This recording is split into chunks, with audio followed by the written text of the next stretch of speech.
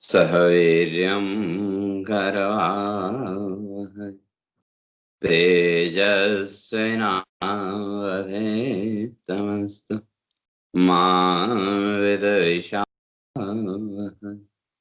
ओम शांति शांति शांति। शंकरं शंकराचार्यं केशवं बादरायणं सूत्रभाष्य कृतौ वन्दे भगवन्तौ पुनः पुनः। ईश्वरो गुरुरात्मेति मूर्तिभेदविभागिने व्योमवद्व्याप्तदेहाय दक्षिणामूर्तये नमः। ओम शांति शांति शांति।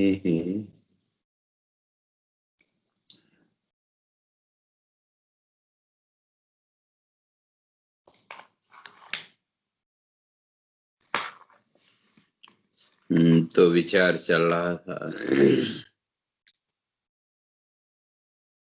भगवान इस बात को स्पष्ट करके आए थे, इस संसार बंधन से, संसार चक्र से ऊपर उठ करके ईश्वर भाव तक पहुंचना,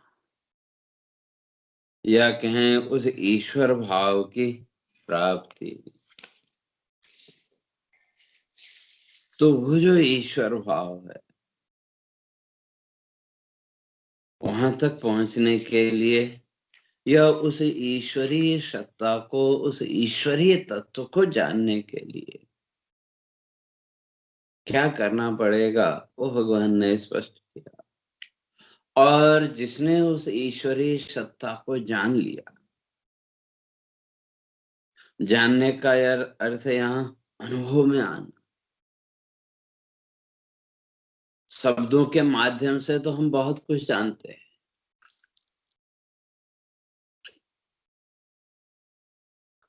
अगर आत्मा या ईश्वर की बात करें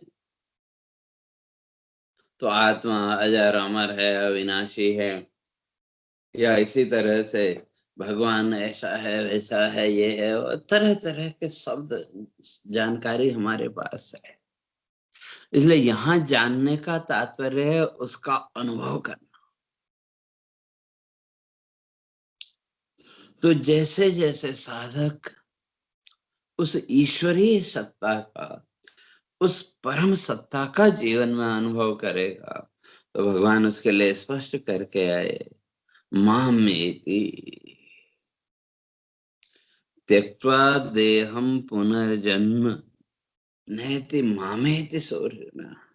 ऐसा जो साधक है, यदि जब इस शरीर का वो त्याग करेगा, तो शरीर का त्याग करने पर नैति पुनर्जन्म, फिर से उसको दोबारा जन्म नहीं लेना, बल्कि मामेति, वो मुझे ही प्राप्त करे। तो इस तरह से तो जीवन मृत्यु का जो पथ है, उस जीवन मृत्यु के चक्र से, इस जीवन मृत्यु के पथ से वो मुक्त हो जाए। लेकिन उस स्थिति तक पहुंचने के लिए साधना तो करनी पड़ेगी। तो क्या साधना, तो उसके लिए स्पष्ट करके आए थे कि वीत राग भय क्रोध मन माया माम उपाश्रता बहवो ज्ञान तपसा पूता मत भाव मागता। वीत राग भय क्रोध, राग भय और क्रोध, इन तीन वृत्तियों से जिसने अपने मन को ऊपर उठा लिया, न किसी के प्रति किसी प्रकार का राग, और जब राग ही नहीं है तो दूसरी तरफ द्वेष भी नहीं रहेगा।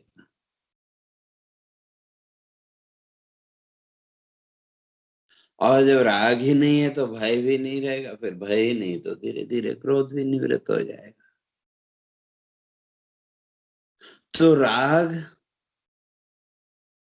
भय और क्रोध विवेक के द्वारा, विचार के द्वारा, ये सब जिसके चित्त से निकल गए तो वो मामेति, वो मुझे प्राप्त कर लेता है। तो अब यहां तक राग है,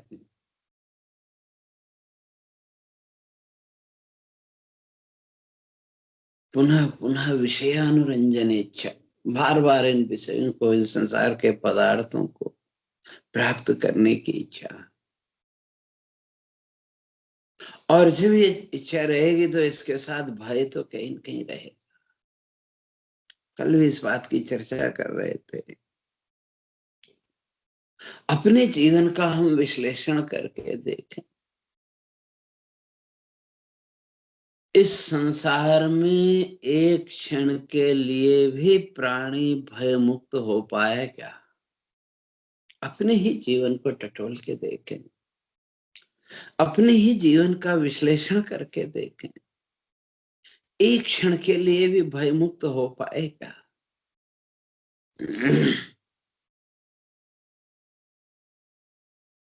और उस भय का कारण कहीं न कहीं वो राग वृत्ति है।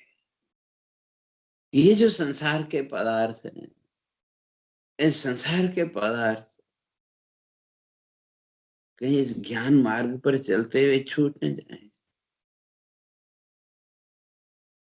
ये भय है। क्योंकि मनुष्य दोनों चाहता है, भौतिक जगत को भी चाहता है और उधर ज्ञान की भी थोड़ी बहुत जिज्ञासा है। लेकिन अगर उस स्थिति तक अपने आप को पहुंचाना है तो उसके लिए तो वीत राग भय क्रोध, राग भय और क्रोध की जो वृत्तियां हैं, तो ये इनको दूर करना पड़ेगा। और तब बहु ज्ञान तपसा, ज्ञान और तपस्या के द्वारा, ज्ञान शास्त्रों से मिलेगा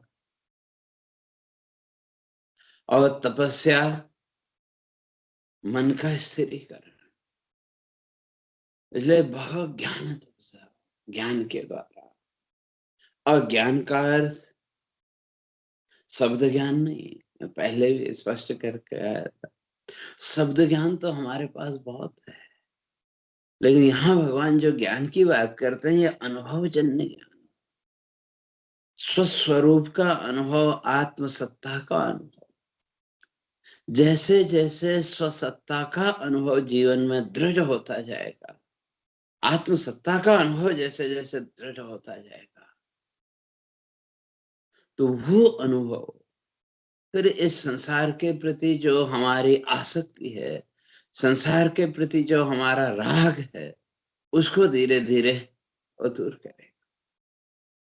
तो इसलिए भगवान इस बात को स्पष्ट करके आए, बहुवह ज्ञान तपसा होता, ज्ञान और तपस्या के द्वारा जिन्होंने अपने चित्त को पवित्र कर लिया, जिन्होंने अपने चित्त को शुद्ध कर लिया, तो ऐसे जो साधक है, ज्ञान तपसा होता, ज्ञान और तपस्या के द्वारा मद भाव आगता, ईश्वर भाव में।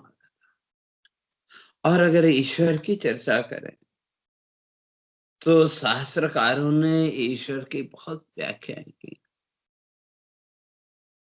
कर्तुम अकर्तुम अन्यथा कर्तुम समर्थ, जो असंभव को भी संभव करने में समर्थ, असंभव को भी जो संभव करते, ऐसी जो सनातन शक्ति है, उस शक्ति का नाम है ईश्वर।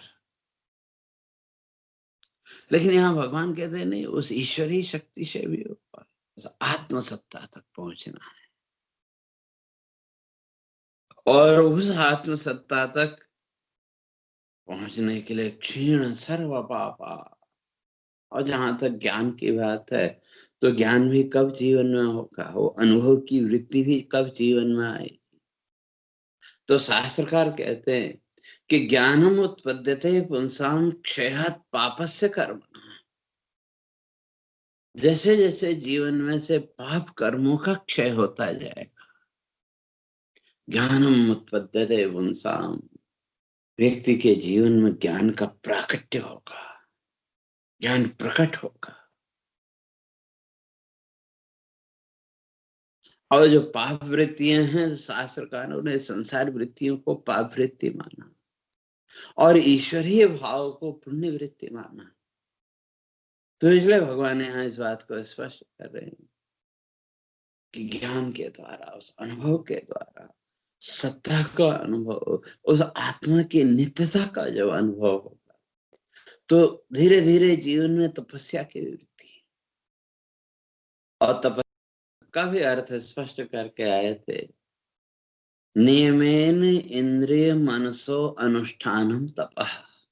नियम पूर्वक मन और इंद्रियों को एक लक्ष्य पर स्थिर करना।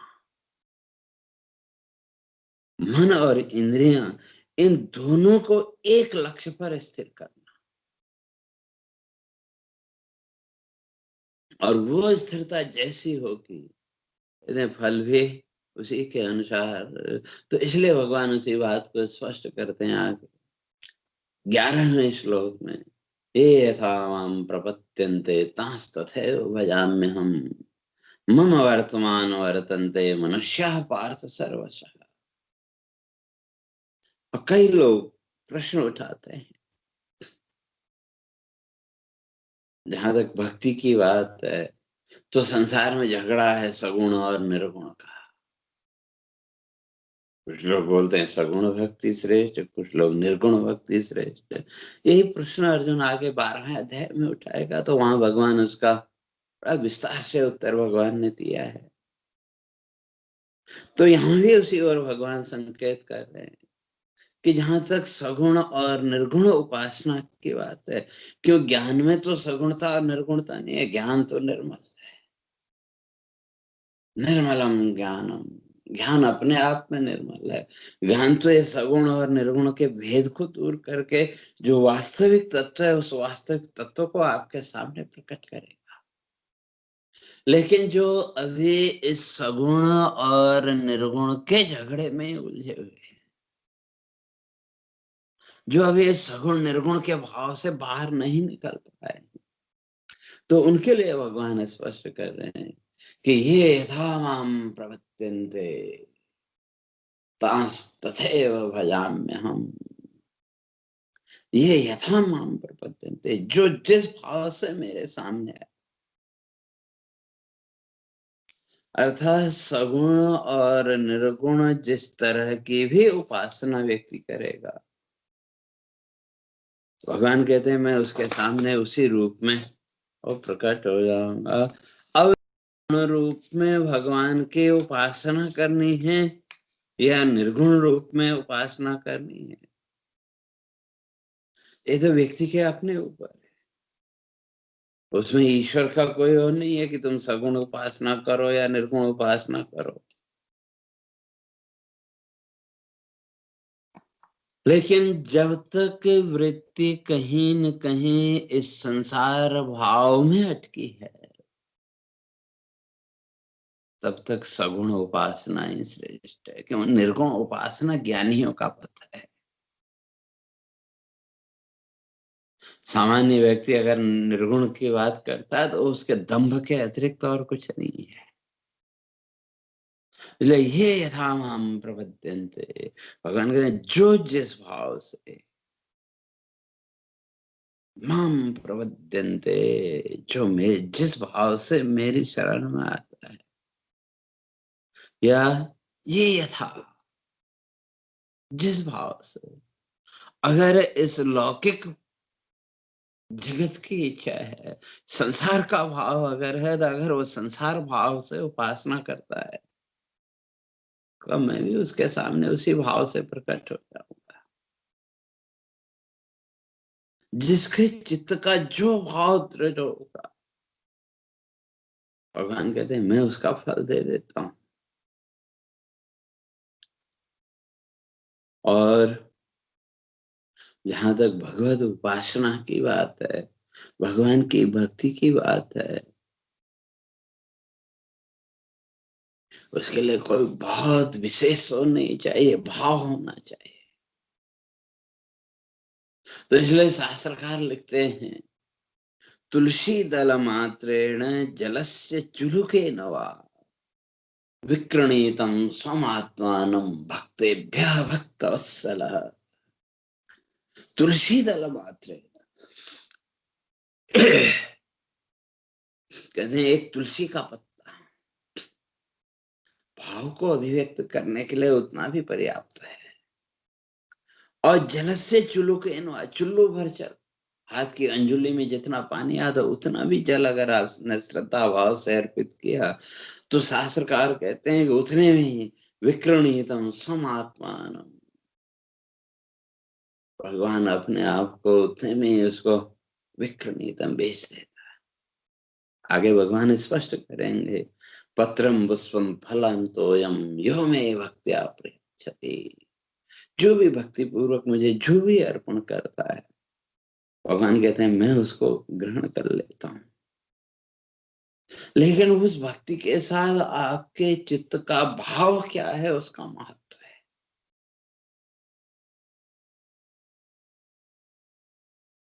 और अगर सौंदर्य या उसकी बात करो तो कुब्जाया किम रूपम अधिकम, कुब्जा दासी भागवत में, तो वहां तो कोई सौंदर्य नहीं था, लेकिन हृदय का भाव।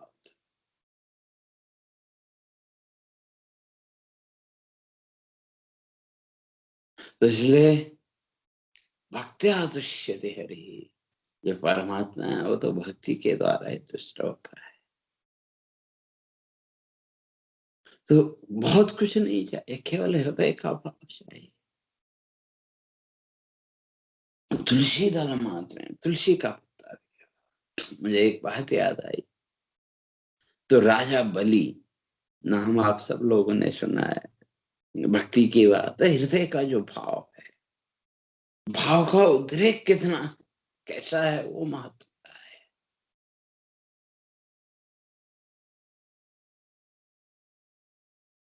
और उसके लिए कोई बहुत ज्यादा उसकी भी जरूरत नहीं है। जो मुख्य है व्यक्ति के हृदय का जो भाव, इसलिए भगवान कहते हैं ये यथा माम, यथा जिस किसी भी माम प्रपद्यन्ते, मेरी शरण में आता है, तांस तथैव भजाम्य हम, मैं भी उसको उसी भाव से स्वीकार कर लेता हूँ। मेरे यहाँ कोई सगुण निर्गुण का भेद नहीं है।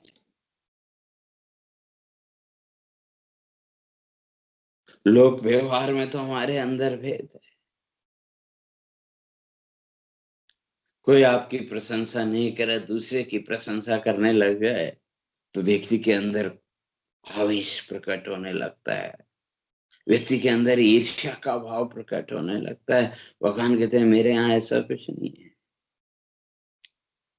क्यों, जिस किसी भी भाव से जिस किसी भी देवी देवता की आप उपासना कर रहे हैं, तो सब मम वर्तमान वर्तन्ते, उसी मार्ग पर है। इसलिए द्वेष कुछ नहीं है, ये यथाभाव, जो जिस भाव से। और जहां तक भाव की बात है, तो उस संदर्भ में एक कथा याद आई तो मैं आपको सुनाता हूँ। राजा बलि, आप सब जानते हैं, बड़ा दानवीर था। लेकिन पुराणों में कथा आती है कि बलि के रूप में जन्म लेने से पहले ये एक राजकुमार था और इकलौती संतान थी, और राजा का पुत्र। तो भौतिक धन वैभव ऐश्वर्य की कोई कमी नहीं थी, सब साधन संपन्न था। लेकिन धीरे धीरे क्या हुआ कि वो कुसंग में पड़ गया। और अक्सर होता है संसार में, मैंने देखा है, संसारी जो प्राणी, एक ही संतान जहां हो, वहां उसके अति मोह में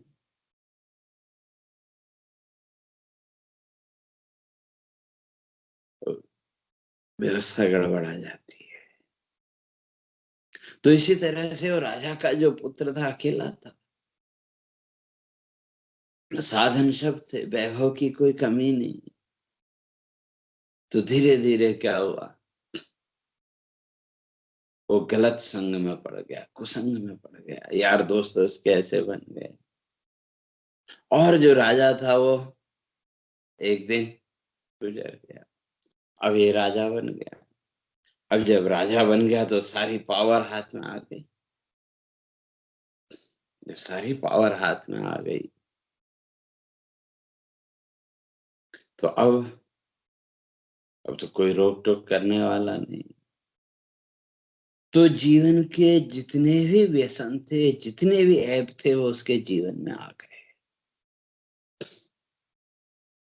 तो ऐसे ही जीवन चलता रहा। और एक गणिका के पास शास्त्रकार कहते हैं कि जाता था। इसी तरह से उसका जीवन चलता रहा। तो करते करते जीवन का अंतिम समय भी उसका नजदीक आने लगा। तो एक दिन वो उस गणिका के पास गया, उसके लिए उपहार सामग्री आदि लेकर के। सारा दिन प्रतीक्षा किया, लेकिन वो गणिका कहीं गई हुई थी तो वापस नहीं आई।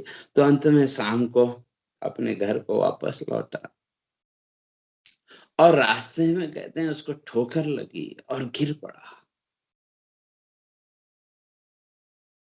और जब गिर पड़ा तो शरीर उसका इतना कमजोर हो चुका था, इतना दुर्बल हो चुका था, क्या उठने की भी सामर्थ्य उसको नहीं दिखी। और इतने में इधर उधर देखा तो उधर रास्ते के किनारे उसको एक शिवलिंग दिखाई दिया। और राजा का पुत्र था, शास्त्रों का भी अध्ययन किया था, ईश्वर के बारे में भी जानता था। तो कहते हैं कि उसके अंदर भाव आया कि वे जो लोग हैं वो कहते हैं कि वे ईश्वर है। वो तो नहीं मानता था, लेकिन कहा कि हाँ ईश्वर है, ये लोग कहते हैं। तो सोचा कि वो ये जो फूल माला आदि हाथ में जो रखे हुए हैं, अगर ईश्वर है, या जो ईश्वर के प्रति जो श्रद्धावान व्यक्ति है, तो ये फूल माला कम से कम शिवलिंग के ऊपर अगर चढ़ जाए तो जो भी इस रास्ते से आएगा जाएगा, कम से कम भगवान को नमस्कार करेगा, उसके हृदय की शुद्धि होगी। तो इसलिए सोचा कि ये माला जो है तो मैं शिवलिंग पर चढ़ा दूं। अब शरीर में उठने की ताकत थी नहीं, तो धीरे धीरे खिसकते खिसकते थोड़ी देर में वो शिवलिंग तक पहुंच गया। और वहां तक पहुंचते पहुंचते उसके हृदय में जो नकारात्मक भाव था, नास्तिकता का जो भाव था, वो मिट गया। कि उसी ईश्वरीय प्रेरणा से वो खिसकते खिसकते तो शिवलिंग तक पहुंचते पहुंचते उसको भी विश्वास होने लगा कि हाँ ईश्वर है। तो कहते हैं पूर्ण निष्ठा के साथ फिर उसने पूर्ण श्रद्धा के साथ वो जो माला थी वो भगवान शिव को अर्पित की। और थोड़ी देर में उसके प्राण पखेरु उड़ गए, मृत्यु हो गई। और जब मृत्यु हो गई तो हमारे यहाँ व्यवस्था है कि वे वो फिर कहाँ गए, चित्रगुप्त के दरबार में। लेखा जोखा तो जीवन का उन्हीं के पास है। तो वहां उसे कहा गया, "वे बताओ इसके क्या है कर्म फल"। यमराज ने पूछा। तो चित्रगुप्त ने कहा, भगवान देखना क्या है, इसने कभी जीवन में कोई पुण्य तो किया नहीं है, इसलिए देखना क्या है, इसको जो दंड देना है आप दीजिए। फिर भी उन्होंने कहा नहीं देखो। तो चित्रगुप्त ने अपनी पोथी पलटी, तो अंत में बताया, भगवान इसके जीवन में बस ये एक पुण्य है, जीवन के आखिरी क्षण में इसने पूर्ण निष्ठा श्रद्धा और भक्ति के भाव से ये माला जो है तो भगवान को अर्पित की। बस इतना ही इसके जीवन का पुण्य है, बाकी तो इसके जीवन में कोई पुण्य है ही नहीं। तो कहते हैं कि तब यमराज ने उनसे पूछा, भाई पहले ये बताओ कि भाई तुम्हें पुण्य का फल पहले दें या पाप का फल। तो कहते हैं कि वो जो राजकुमार था, उसने कहा भगवान पाप का फल तो भोगना ही है, इसलिए पुण्य का फल मुझे पहले दे दो। तो कहते हैं उसके लिए 2 घड़ी के लिए उसको स्वर्ग भेज दिया। और जैसे ही वो स्वर्ग में पहुंचा तो तुरंत उसने जो भी सब दान करना, सब समर्पित करना, ईश्वरीय भाव से सबको अर्पित करना आरंभ कर दिया। तो उसका फल कहते हैं कि फिर अगले जन्म में वो राजा बलि के रूप में उसका जन्म हुआ। तो कहने का अर्थ ये कि ये यथा भगवान कहते हैं जो मेरे प्रति जिस भाव से पांच तथैव भजाम्य हम, मैं भी उसको उसी भाव से स्वीकार कर लेता हूँ। भाव आपको निर्मित करना है, स्वीकार ईश्वर को करना है। और इसलिए भक्ति के बहुत से रूप है। भागवत आदि में देखो, कंस है, उसके जीवन में भक्ति नहीं है ऐसा नहीं, लेकिन उसकी द्वेष भक्ति है। वो शत्रु के रूप में ईश्वर को देख रहा है, तो भगवान भी उसके सामने शत्रु के रूप में प्रकट हुए। जो गोपियां हैं उन्होंने किसी ने वात्सल्य भाव से उसको देखा,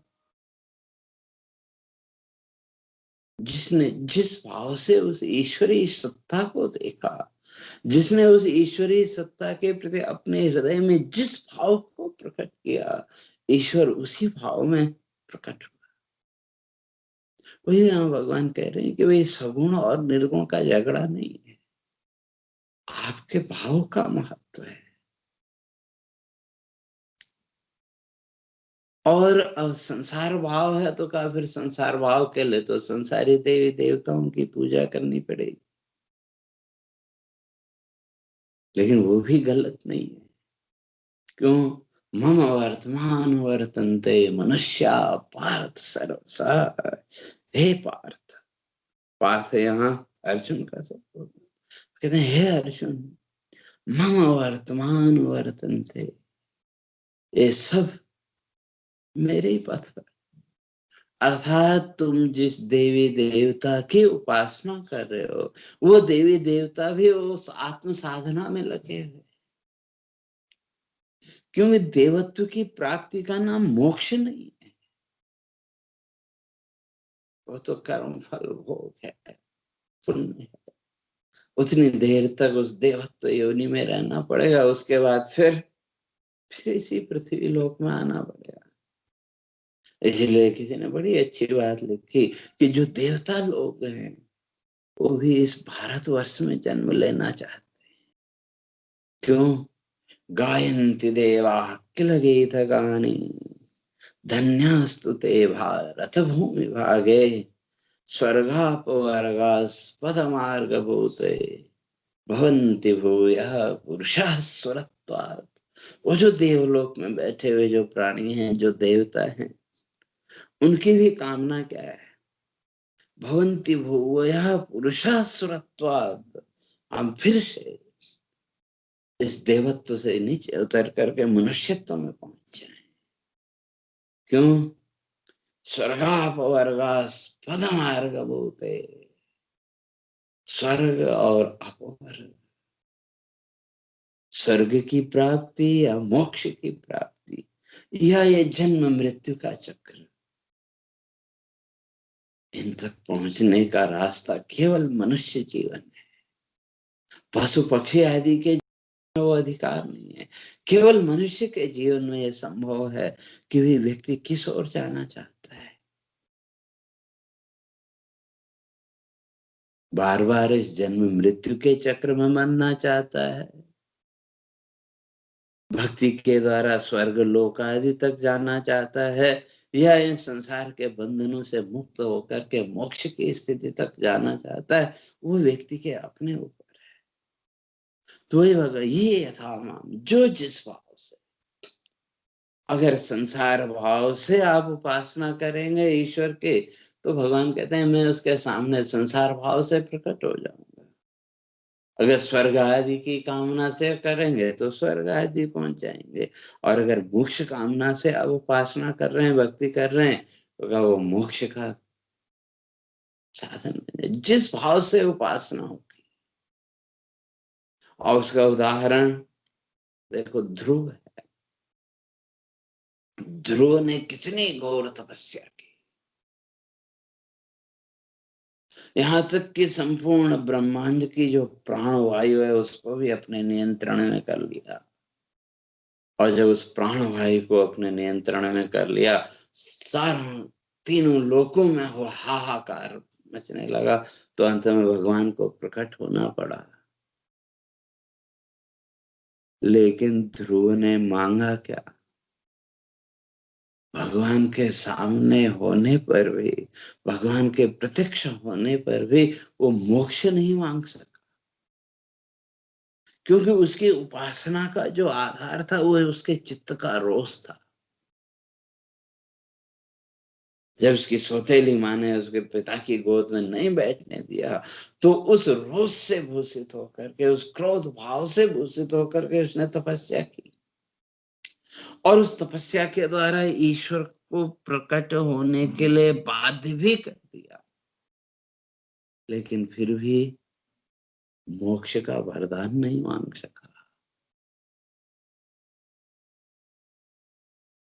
तो इसलिए भगवान कह रहे हैं कि भाई, वीतराग भय क्रोध, अगर उस मोक्ष की स्थिति तक जाना है, उस परम गति तक अगर जाना है, तो वीत राग भय क्रोध, अपने मन से राग भय और क्रोध की जो वृत्तियां हैं इनको निकालना पड़ेगा। और फिर जो जिस भाव से जैसी उपासना करेगा, भगवान कहते हैं मैं तो उसके सामने उसी भाव से प्रकट हो जाऊंगा। और मम वर्तमान वर्तन्ते, और मेरा किसी से कोई राग द्वेष नहीं है। तुम सब जिस किसी भी देवी देवता की उपासना कर रहे हैं, वो सकाम भाव से कर रहे हैं या निष्काम भाव से कर रहे हैं, तो वो तो मेरे ओर ही अग्रसर हो रहे हैं। क्योंकि सकाम भाव भी सही, लेकिन समय लगेगा, धीरे धीरे उसके द्वारा भी चित्त शुद्धि होगी। और जब चित्त शुद्धि होगी तो फिर धीरे धीरे ज्ञान प्रकट होगा, तो धीरे धीरे वो उसकी साधना में निष्कामता भी आएगी। तो इसलिए ये था जिस भाव से। अब किस भाव से हमको साधना करनी है, ये हमारे ऊपर है। संसार भाव को लेकर के ईश्वरीय साधना करनी है, या मोक्ष के भाव को लेकर के ईश्वर की भक्ति करनी, वो हमारे ऊपर है। भगवान कहते हैं जैसे आप करोगे, मैं तो उस रूप में सामने प्रकट हो जाऊंगा। और जहां तक इस लोक की बात है, तो जो देवताओं का यजन पूजन लोग कर रहे हैं, तो उनके अंदर तो कहीं न कहीं कोई न कोई कामना संसार की है। और जो आत्म साधना में लगे हुए हैं, वो इन कामनाओं से ऊपर है, इन कामनाओं से मुक्त है। तो ये जो उपासना की प्रक्रिया, भक्ति की प्रक्रिया है, ये कैसे, तो इसकी विस्तार से चर्चा फिर क्रमशः आगे करेंगे। हरिः ओम। पूर्णमदः पूर्णमिदं पूर्णात् पूर्णमुदच्यते पूर्णस्य पूर्णमादाय पूर्णमेवावशिष्यते। ओम शांति शांति शांति। शंकरं शंकराचार्यं केशवं बादरायणं सूत्रभाष्य कृतौ वन्दे भगवन्तौ पुनः पुनः। ईश्वरो गुरुरात्मेति मूर्तिभेद विभागिने व्योमवद्व्याप्तदेहाय दक्षिणामूर्तये नमः। ओम शांति शांति शांति।